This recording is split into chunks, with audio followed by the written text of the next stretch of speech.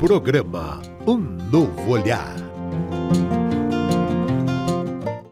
Olá, estamos começando mais um programa Um Novo Olhar. É sempre um prazer ter a sua companhia aqui conosco. Muito obrigada pela sua audiência. Eu sou a Michele Rosseto e hoje eu estou com a Fernanda Malaquias, daqui do Instituto Evoluir, diretamente do Instituto Evoluir. Estamos hoje aqui para falar de um tema muito especial. Hoje o tema tá que tá, hein, Fê? A ânsia de ter e o tédio de possuir. E aí, vamos falar sobre isso?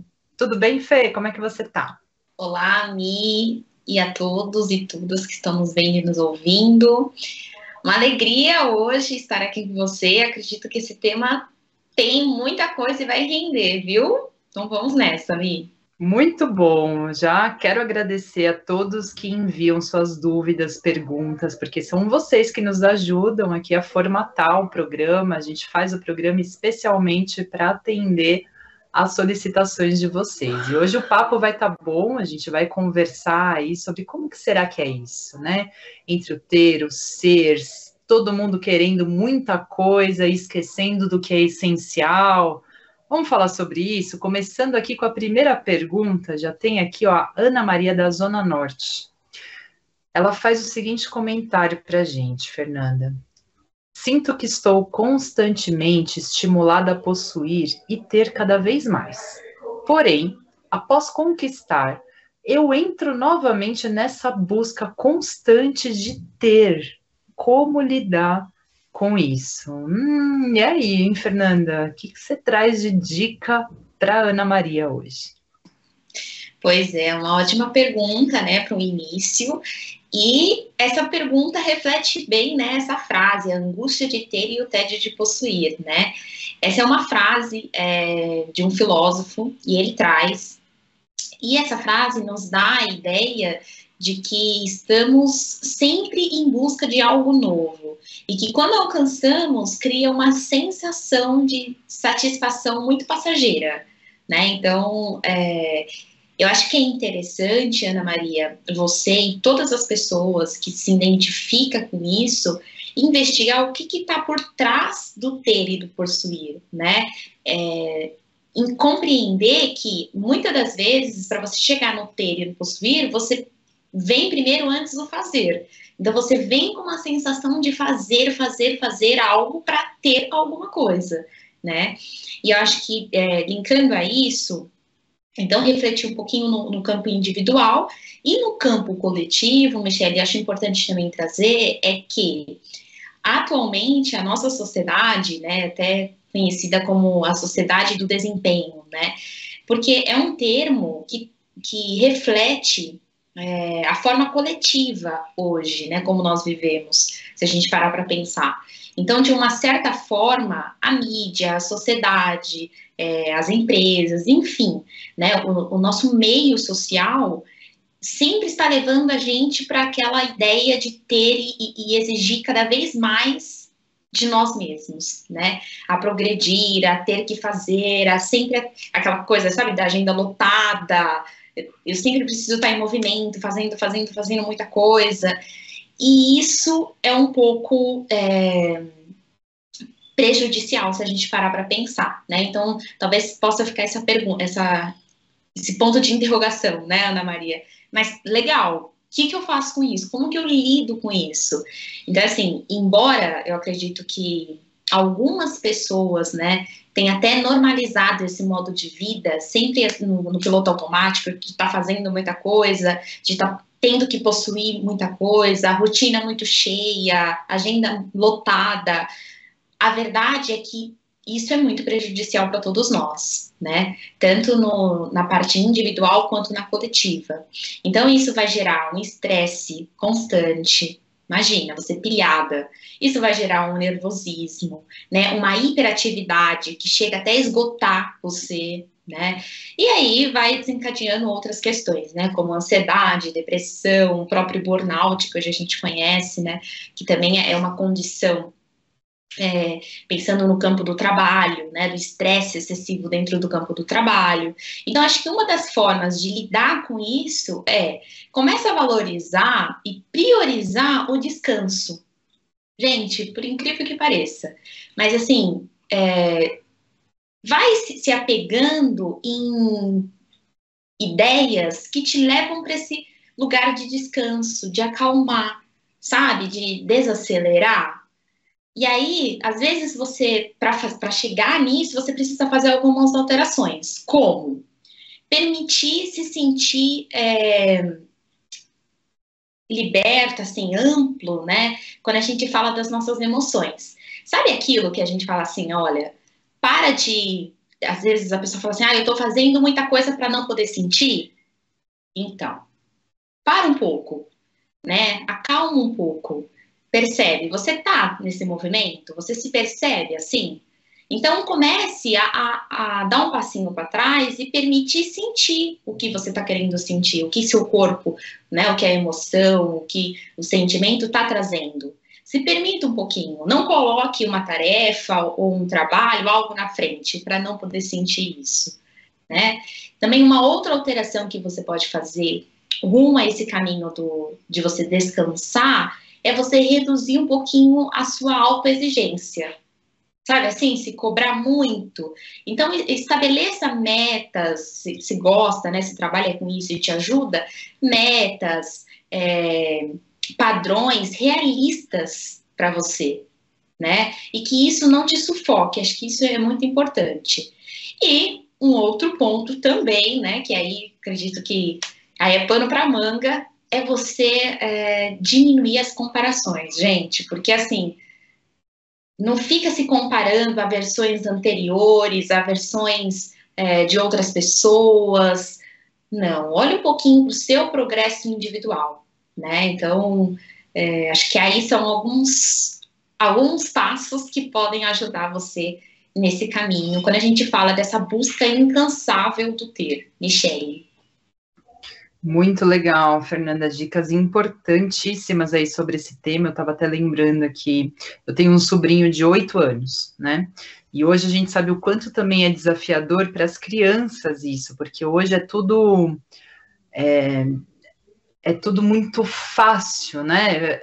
Não sei, na minha geração, gente, eu já vou fazer 40 anos, tá? Então, na minha geração, era mais difícil, assim, não tinha tantas opções de coisas, né? Era um pouco mais restrito, assim, hoje é muita coisa. E aí o que eu percebo é que ele já vem, né, desde criança, por isso que tem que ter um cuidado enorme também com as crianças, né? Para elas não irem para esse caminho de querer ter tudo, de querer ter todas as coisas e todas as opções. Às vezes ele quer ter todos os brinquedos. E aí, às vezes ele queria muito brinquedo. Aconteceu ano passado, no aniversário dele. Ele queria porque queria uma espada do não sei o quê. E a gente correu atrás para achar essa espada. A espada que ele queria, ele brincou 2 dias. Depois que teve a espada, esqueceu a espada. Acabou, assim. Então, sabe, era aquela coisa, né? E é exatamente isso. Às vezes a gente quer tanto negócio e daqui a pouco, a hora que tem, tá ali, você conquistou, aí já vem, né? Ah, não, agora eu quero outra coisa. Então, muito legal a gente ter esse cuidado também. E aí eu já vou emendar numa pergunta muito legal aqui do Carlos Ribeiro, ele é do Butantan. E ele questiona, né, como as redes sociais influenciam para essa busca incansável de ter. E eu acho que tem, né, Fernanda, essa questão das redes sociais, ela contribui muito para essa ansiedade do ter, porque a gente olha ali nas redes sociais uma realidade que nem sempre é assim, né, Fernanda? Estender um pouquinho na anterior, que eu me lembrei de uma coisa, você falando, né, até desse cuidado com as crianças, eu lembrei de uma coisa, gente. A minha mãe, ela tinha o sonho de ter uma geladeira lá, X. Ela tinha o sonho de ter aquela geladeira. E é muito engraçado, porque exatamente foi isso, né? Enquanto você foi falando, me veio essa lembrança. Ela trabalhou, ela guardou o dinheiro, ela comprou a geladeira, e quando chegou a geladeira, Gente, passou. Tudo, sabe assim, passou aquela ânsia dela, aquela coisa. Foi diminuindo. Que eu achei tão interessante, fui lembrando. Quando você foi falando, eu fui lembrando. Mas voltando aqui, pessoal, olha o ritmo aqui da pessoa, hein? Voltando aqui para a pergunta, né? Para a segunda pergunta, é muito importante esse campo das redes sociais, né? Acho que o mundo virtual hoje das redes sociais, né, desencadeou uma questão um tanto preocupante, né, que é a comparação constante com os outros, né? Então, anteriormente nós falamos um pouquinho de comparação, mas quando a gente fala das redes sociais, isso potencializa, porque muitas das vezes é por meio da comparação que também nós vamos entrar nessa busca incansável de ter, né? Então, é meio que assim, eu olho o que o outro tem e quero ter também, né? Só que é aí que tá o ponto, assim, a nossa atenção para as redes sociais. A comparação, ela é uma grande armadilha, se a gente parar para pensar. Porque acho que a Michelle foi trazendo isso um pouquinho, né, no início da fala dela. Muitas das vezes nós vamos olhar fotos de amigos de férias em lugares maravilhosos, colegas de trabalho alcançando sucesso, né? Hoje nós temos uma rede social só voltada para o campo corporativo, só em relação ao trabalho, né? Celebridades exibindo uma vida aparentemente perfeita, né? No entanto, assim, é muito importante lembrar que essas imagens não representam uma visão completa e realista da vida daquelas pessoas. Na ideia de, assim, é aquilo a vida daquelas pessoas? Não é só aquilo, né? Então, essa que é a armadilha, porque quando a gente olha aquilo que está sendo postado ali, nós temos uma tendência a achar que a vida daquela pessoa é só aquilo, e não. Né? Então, as redes sociais, elas são como vitrines, onde todas as pessoas vão compartilhar ali os seus melhores momentos, né? E muitas das vezes acabam escondendo os desafios e as dificuldades que enfrentam no dia a dia, né? Então, aqui está um ponto, assim, extremamente importante da gente pensar, né? Como que lida com as redes sociais, já que faz parte da nossa vida, né? Hoje, até o próprio o WhatsApp é uma rede social e hoje a maioria das pessoas, né, acabam usando nem sequer pelo menos uma rede social. Então, como que a gente lida com isso? Para também não cair nessa busca incansável do ter. Primeiro, se conscientizando de tudo isso que nós estamos falando, né? Então, reconhecendo que o que você vê nas redes sociais é uma representação parcial da vida daquelas pessoas, né? Mas que todas as pessoas enfrentam desafios, têm sim suas dificuldades em diferentes níveis e intensidades, mas têm suas dificuldades, têm altos e baixos, né? São seres humanos, então tem altos e baixos, e isso nem sempre vai ser tão evidente nas postagens. Então, quando você traz essa consciência, isso vai diminuindo esse movimento de se comparar tanto, de ter o que o outro tem, quando você olha ali, né? Isso vai diminuindo. E aí, gente, assim, um outro ponto que isso me ajudou é você seguir também conteúdos positivos, né? No sentido, assim, siga contas que promovam, de uma certa forma, uma autoaceitação, né? Uma positividade de bem-estar, né, corporal, mental, enfim. Então, como que você também utiliza das redes sociais, né, para algo positivo para você, né, para dar retornos positivos para você. Acho que fica essas reflexões, Mi.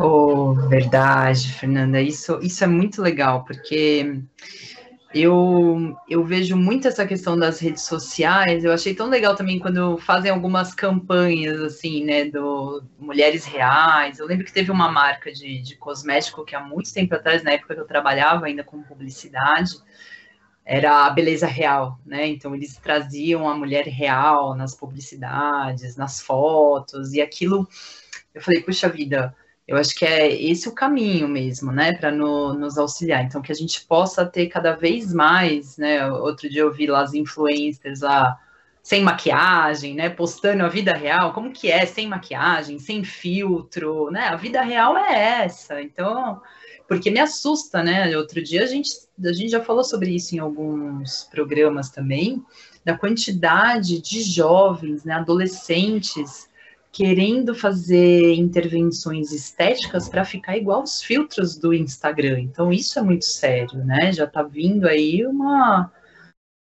desordem muito séria e as redes sociais têm influenciado, sim. Então, essa dica é muito legal de seguir, né? Esses perfis positivos, tomar cuidado com o que você está seguindo, não acreditar em tudo. Agora, a gente tem ainda mais esse agravante da questão da inteligência artificial, que agora não dá mais para saber direito o que é real, o que não é.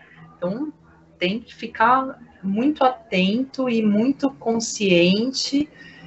E eu acho que essa consciência, né, de você estar, assim, com os seus valores em jogo. E aí eu tô falando dos valores, assim, o que é um valor para você, as coisas que são importantes para você, o que de fato é valor. E aí eu já emendo com a pergunta, que é muito legal essa pergunta aqui do André Soares, ele é da Zona Sul de São Paulo, que ele pergunta, qual a diferença, Fernanda, entre valor e desejo? Eu sei, bem legal essa pergunta, viu? E aí, qual que é a diferença, Fê? Então, é bem interessante mesmo. E você já foi dando algumas pistas, viu, Mi? Mas eu gostaria de trazer uma metáfora que eu vi de uma psicóloga falando, e eu achei super interessante. E falei, nossa, vou trazer isso, vou começar a aplicar, né? Porque é bem interessante. Assim, imagine que você é um motorista de um ônibus, né? Muito bem. Como todo bom motorista, quando ele vê passageiro nos pontos, o que ele faz? Ele para, né? Então, ele carrega os seus passageiros. Só que nessa metáfora, vamos imaginar que os passageiros representam os nossos estados internos. Então, são as nossas emoções, são os nossos pensamentos, são os nossos sentimentos, nossas sensações, as memórias, enfim. É tudo aquilo que só você percebe, mas que é invisível para o outro. Legal? São os passageiros.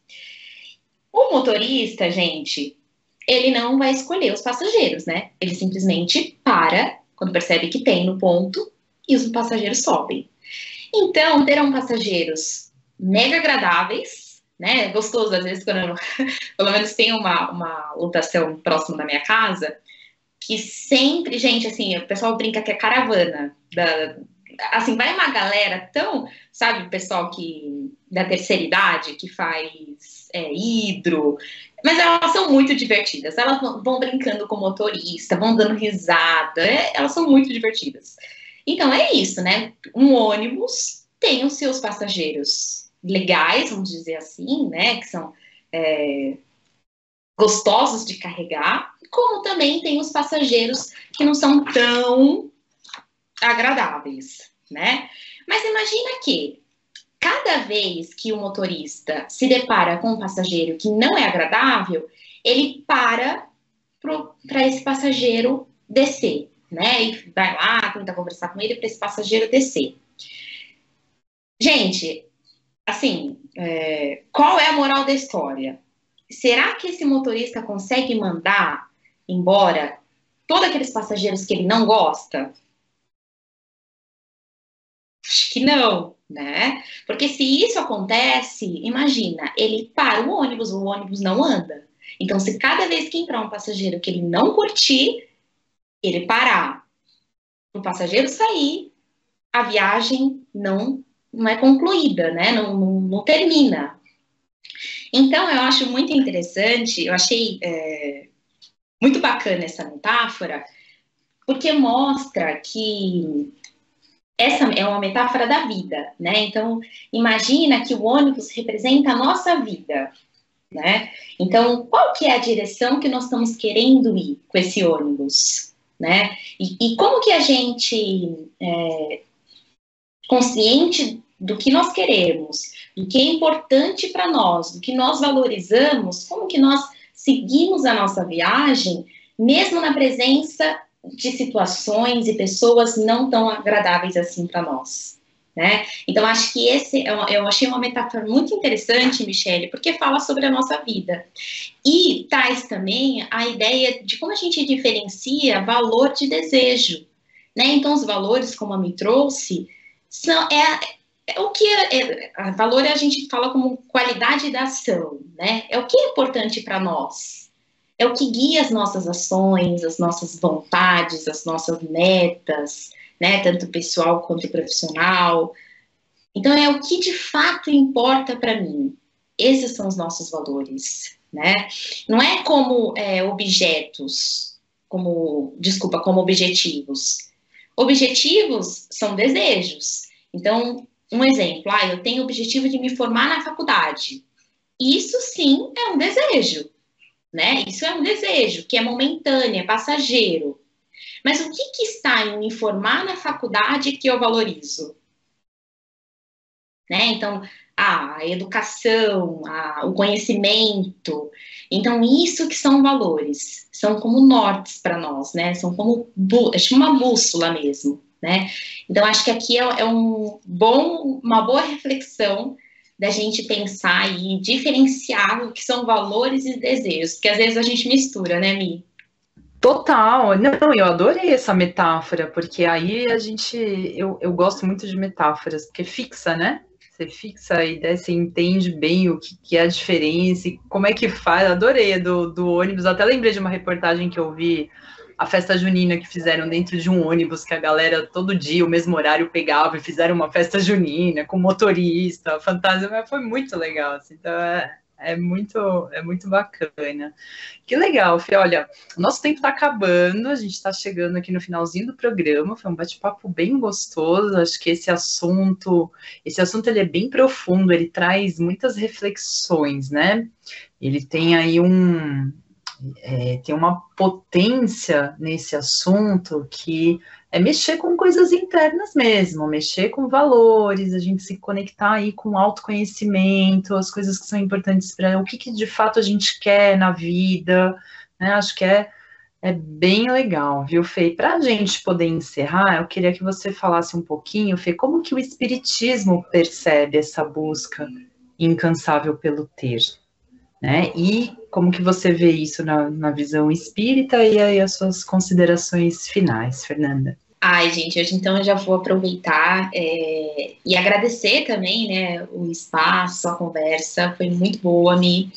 E eu fecho, assim, com a visão do Espiritismo, porque tem no Evangelho, né, no Evangelho segundo o Espiritismo, no capítulo 5, que diz que a nossa felicidade, a felicidade não é deste mundo, né?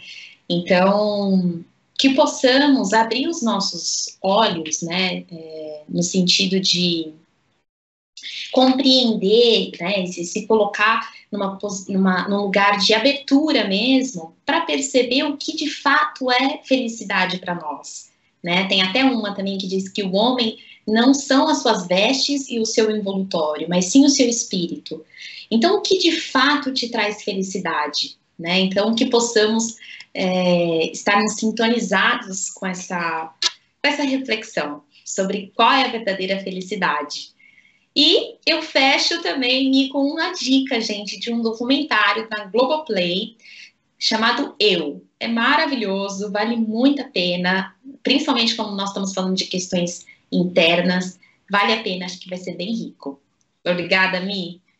Que legal, o documentário chama Eu, na Globoplay. Maravilha, muito obrigada, Fernanda, um bate-papo maravilhoso, adorei as reflexões, já vou ficar com essa metáfora aí na cabeça, e desejamos a todos aí um excelente dia, semana, mês, que todos possam ter cada vez mais essa autoconsciência. Nos vemos no próximo programa, agradecendo também a toda a equipe técnica.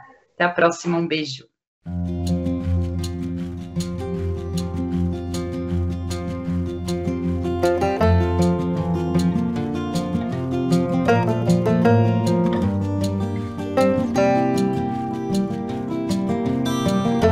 Você acompanhou Um Novo Olhar.